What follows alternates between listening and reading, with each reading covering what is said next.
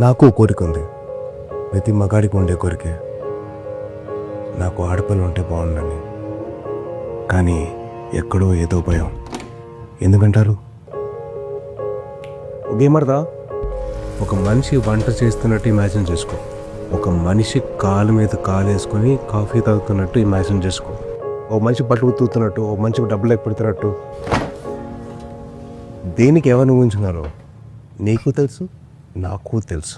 అందుకే భయం. అయినా తప్పు మంది కాదులే. చిన్నప్పటి నుంచి మనం అదే నేర్చుకున్నాం.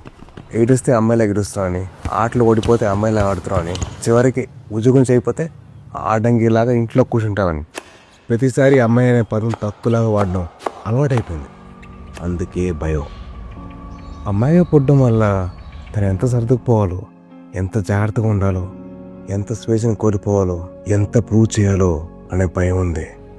నేనేదో పెద్ద పెద్ద క్లైమ్స్ గురించి మాట్లాడలేదు, రోజు జరిగే చిన్న చిన్న విషయాల గురించి మాట్లాడుతున్నాను.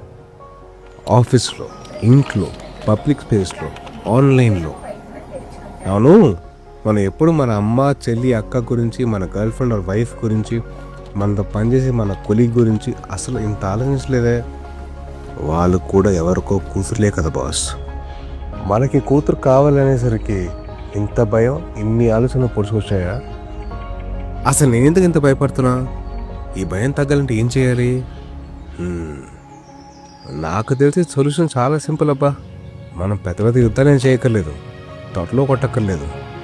రోజు లేవగానే దుప్పటి మడత పెడితే చాలు, కాఫీ కప్పు సింక్ దగ్గర పెడితే చాలు, ఒక అమ్మాయి మాట్లాడుతున్నప్పుడు పూర్తిగా వింటే చాలు, అమ్మాయి పైకి ఎదుగుతుంటే అది తన కష్టం వల్లే అని నమ్మితే చాలు, కేరును ముసుగులో కంట్రోల్ చేయకపోతే చాలు, మన కళ్ళు మన కంట్రోల్లో ఉంటే చాలు, అమ్మాయిని తక్కువ చేసి చూస్తే ఇది తప్పు అని చెప్తే చాలు.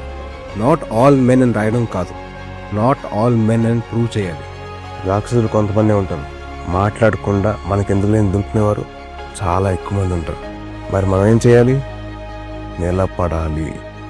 వానర సైన్యంలాగా, మగాళ్ళలాగా నిలబడాలి.